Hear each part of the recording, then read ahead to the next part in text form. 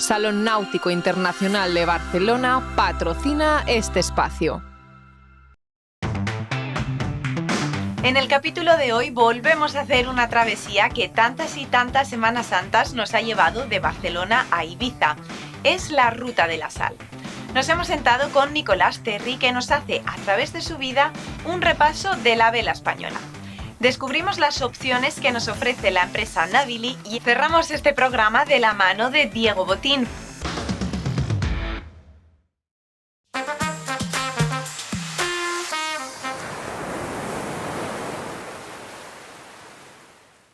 De Port Ginesta y Dénia a Sant Antoni de Portmany. Estas son las dos travesías que componen este año la Ruta de la Sal. Una regata de altura con mucha historia que acumula ya 33 años.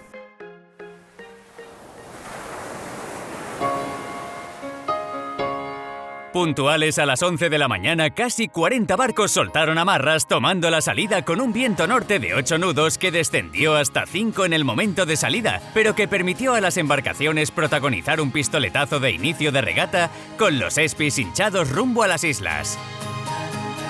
Cada uno de los equipos empezaron a avanzar dirección noroeste por el canal de Ibiza hacia la isla con un suave viento de través y a descuartelar.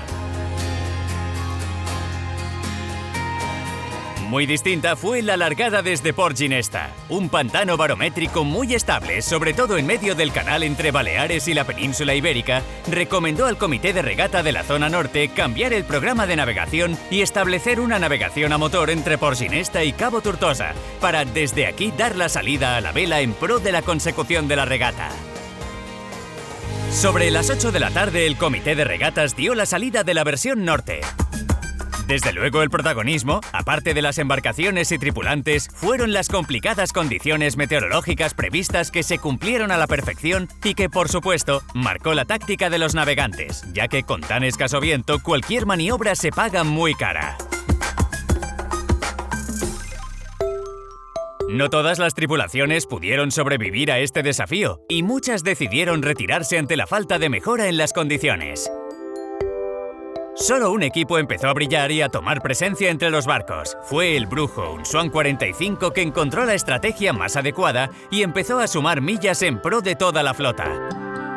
Fue durante la primera noche, en la aproximación al Cabo de Barbería, donde consiguió establecer una considerable diferencia entre sus principales rivales, diferencia que se fue acentuando a medida que pasaban las horas. Hasta que a las 3:25 del mediodía del sábado hacía su presencia por Cap Nagret. El Brujo de Alberto de Castro se acaba de proclamar campeón en tiempo real de la versión de Dénia, 120 millas que ha conseguido completar en algo más de 28 horas. Procuramos, cuando hace muy poco viento, estar muy quietecitos y hacer todas las maniobras con mucha calma, porque cualquier decisión efectivamente que tome sin movimiento de la tripulación, el barco pierde mucha velocidad. Entonces ahí hay que tener mucha paciencia.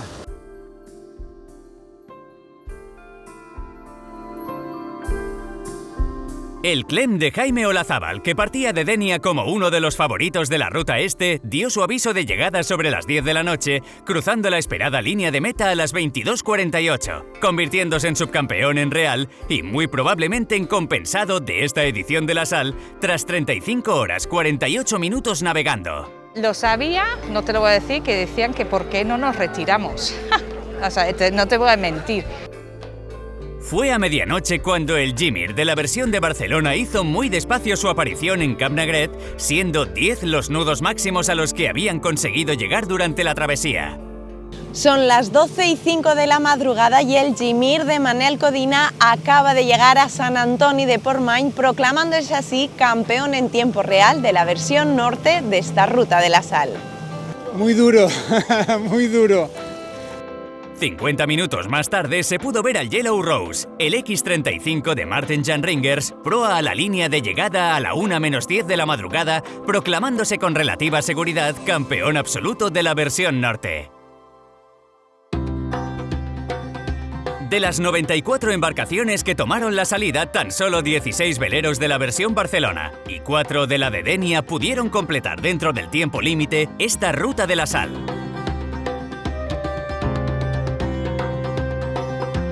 Con todo ello de la versión norte, la versión de Port Ginesta, el Yellow Rose se proclamó campeón absoluto con una diferencia tras la corrección de tiempos de hora y media sobre el subcampeón, que se lo afianzó Atlant Dalvent, y este a su vez le sacó tras el compensado otras 2 horas y media al Diabolic, que acabó tercero en la general. The regatta was very nice. We had a good start and we were lucky to get away clean. Quite happy all the way. De la versión este, la de Denia, el Brujo se alzó de manera indiscutible con el trofeo de ganador absoluto, consiguiendo sacar 7 horas de ventaja tras aplicar el rating al Clem, que se adjudicaba el subcampeonato, quien a su vez se distanció 4 horas del Foxy Lady de Klaus Bauer, que recogió el bronce de la competición.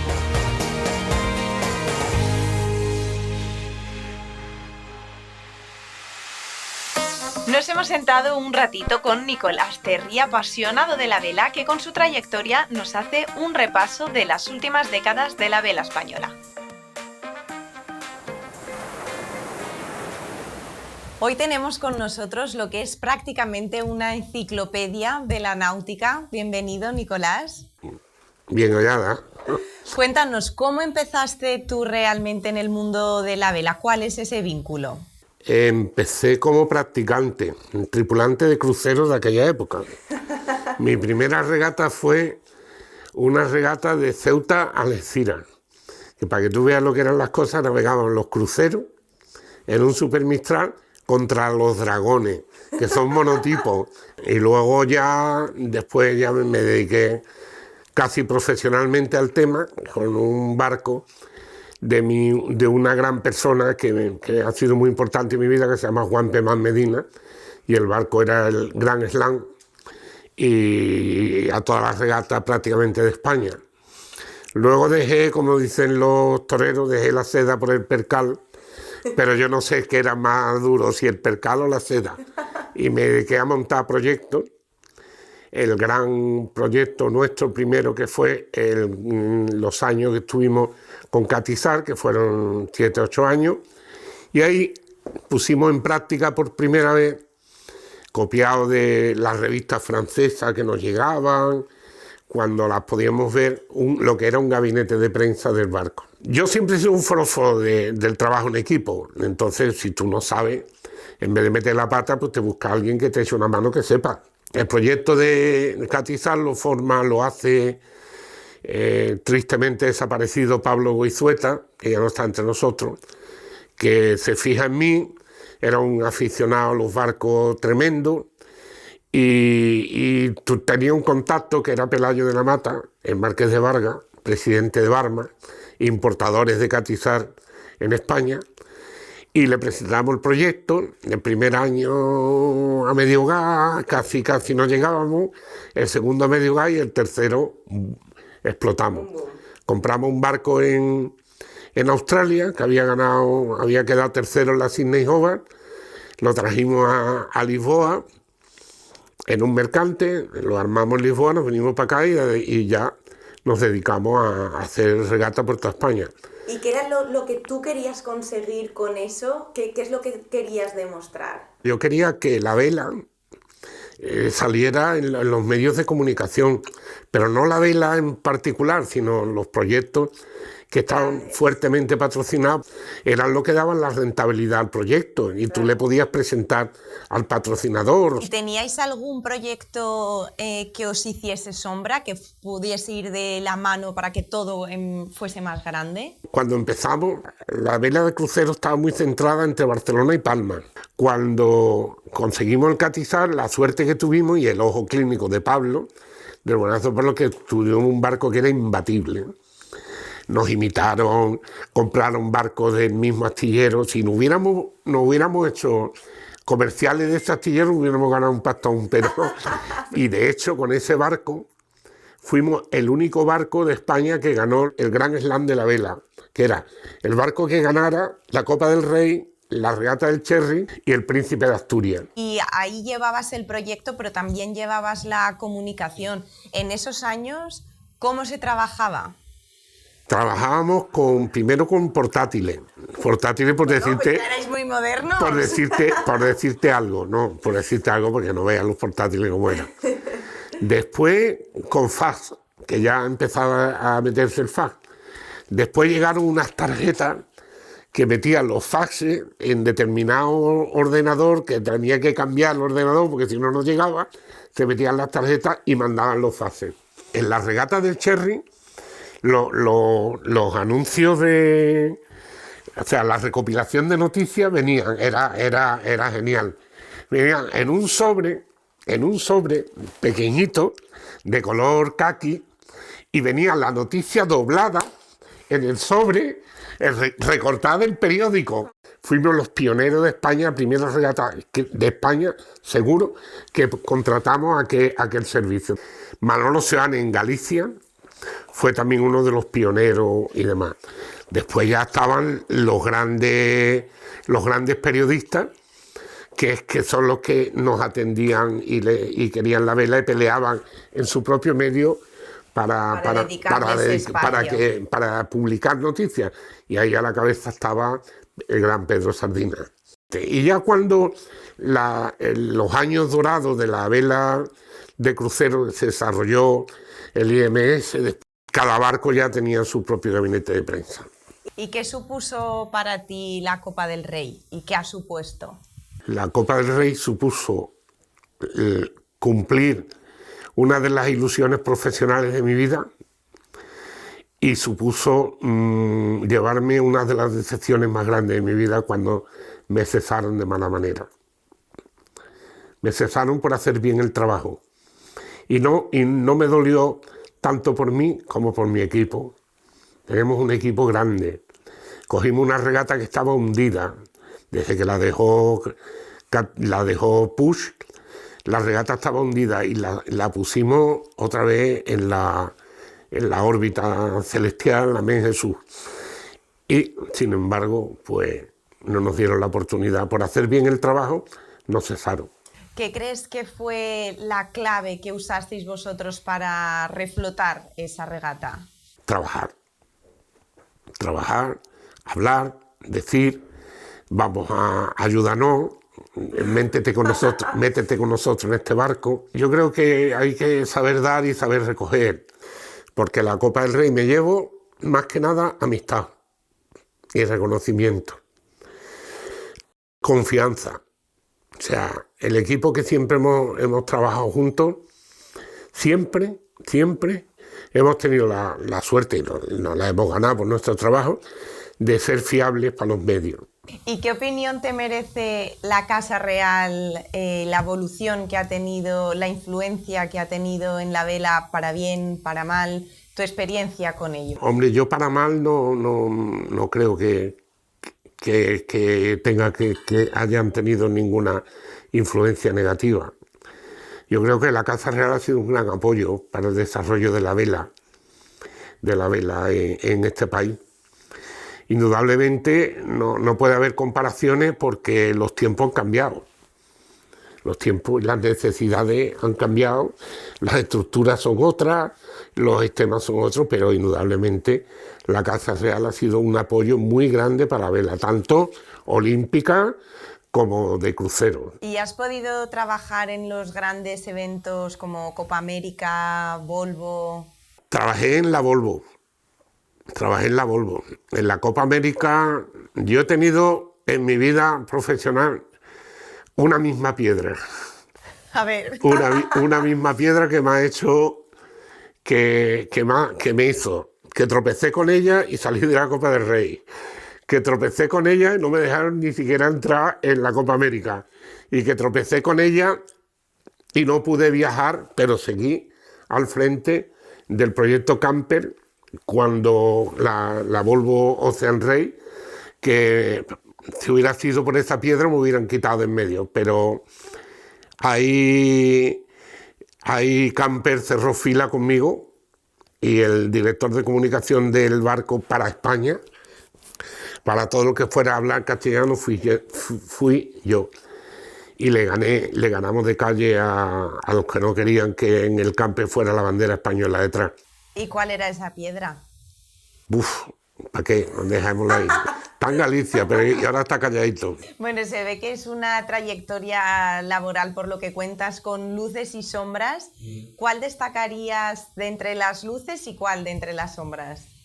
Pues mira, la sombra no merece la pena mirarla, porque ¿para qué? Las luces, yo creo que todas. Quizá me he quedado con uno en falta, que es la regata La Vendée Globe. Fui el primer periodista español que llegué allí con Alejandro Alonso hace, pues yo qué sé, 16 años creo que fue. No había nadie, aquí en España nadie escribía de La Vendée Globe. Y yo me quedé absolutamente fascinado y enamorado de aquello. Cuando vi lo que había allí, pero no solo la regata, como una ciudad pequeñita, implicada, una región grande, implicada, colegios, cómo hacían las cosas, la ciudad. Yo me quedé alucinado. Entonces, mire, qué diferencia, cuánto tenemos que aprender.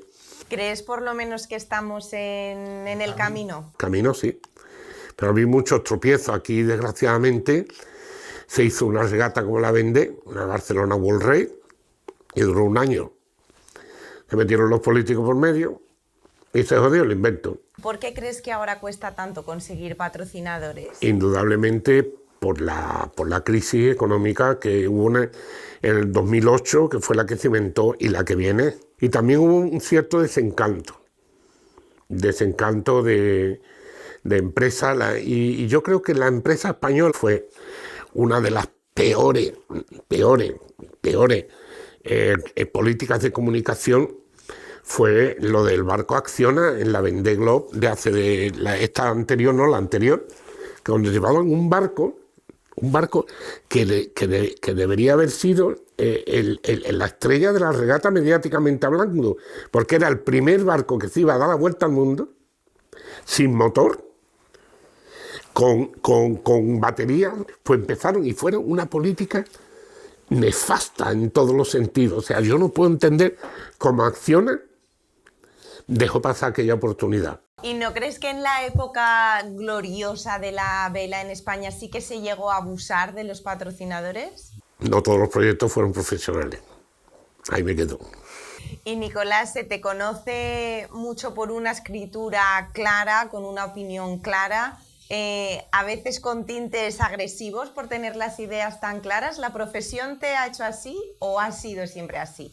No, yo no me considero una persona problemática. Lo que sí no me gusta es callarme las verdades y decir las cosas como son. Y bueno, y me he callado de cosas que no veas. El día que se jubile mi queridísimo amigo don Pedro Sardina, vamos a escribir un libro que se llama Las verdades del barquero. Ese día... Bueno, estaremos esperando. Ese día... ¿Cómo se llama ahora? ¿Trending Topic? Pues eso. Seguro que sí. Esto, bueno. Pues muchísimas gracias por este ratito. A ti, a vosotros. Encantado.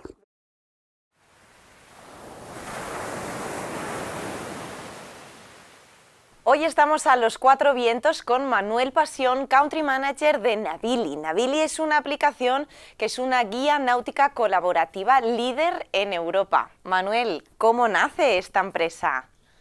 Pues mira, nace de una situación complicada en una zona de fondeo. Los dos fundadores, Benjamín y Edward, lanzaron el ancla y... Y de repente, pues por la noche, viento, complicaciones, y a partir de ahí nace Navili. De esa situación difícil se empiezan a plantear qué solución podemos plantearle a los navegantes para que, pues para poder navegar con mayor tranquilidad y hacerle la vida más fácil al navegante. Claro, supongo que ellos vieron que ese problema lo tendrían muchos más tripulantes y vieron ahí el nicho de mercado. Así es. ¿Y cómo empezó? ¿En qué país empezasteis? ¿Cómo fue todo ese inicio tecnológico, esa startup? El proyecto nace en Francia, pero la aplicación va dirigida realmente a todo navegante. Da igual bandera, da igual nacionalidad.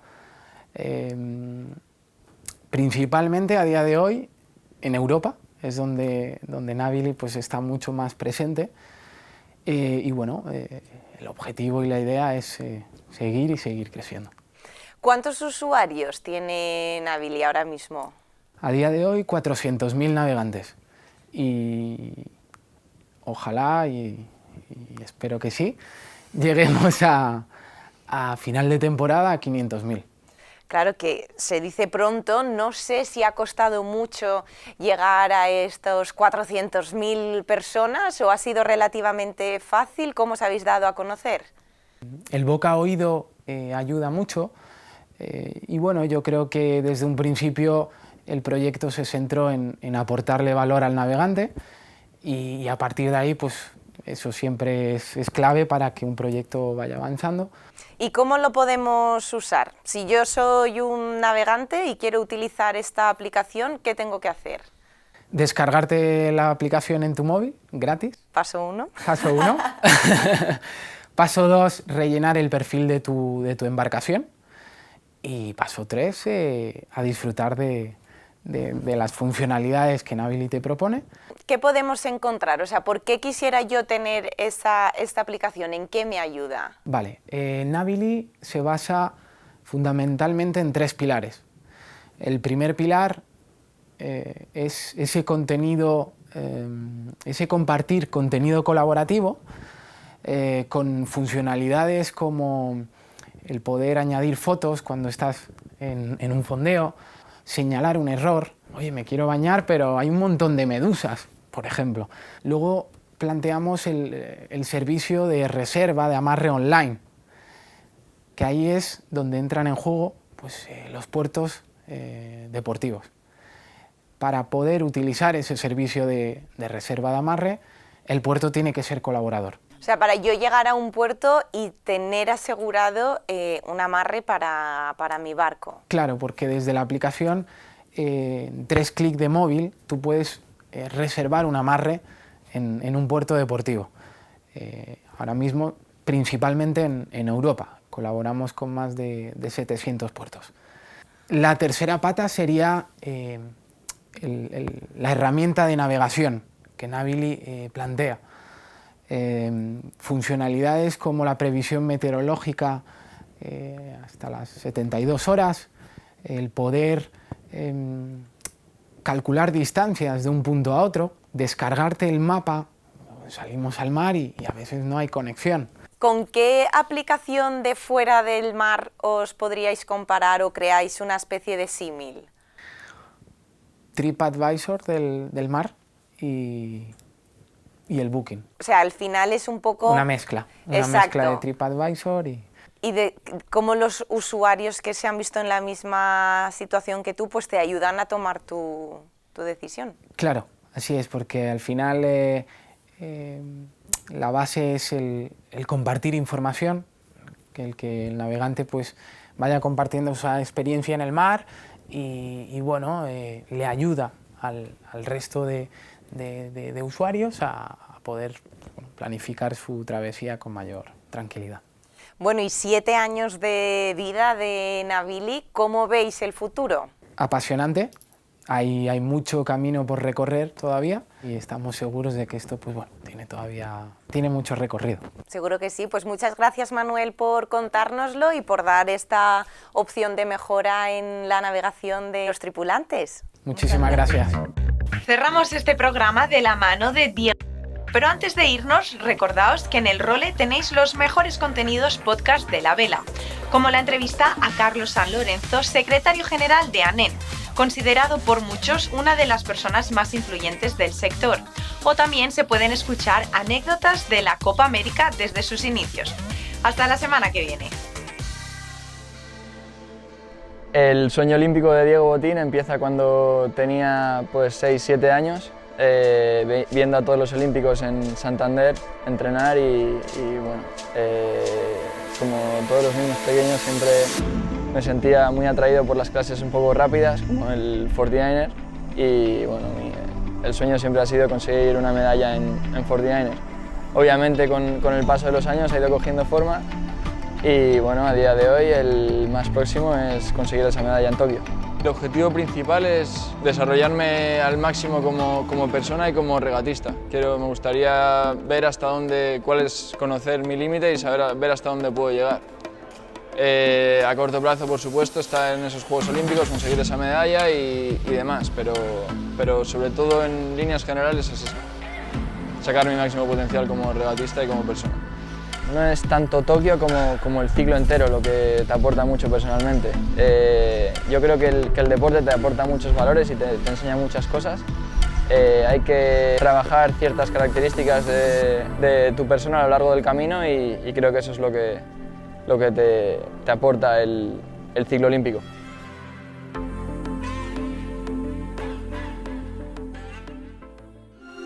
Salón Náutico Internacional de Barcelona patrocina este espacio.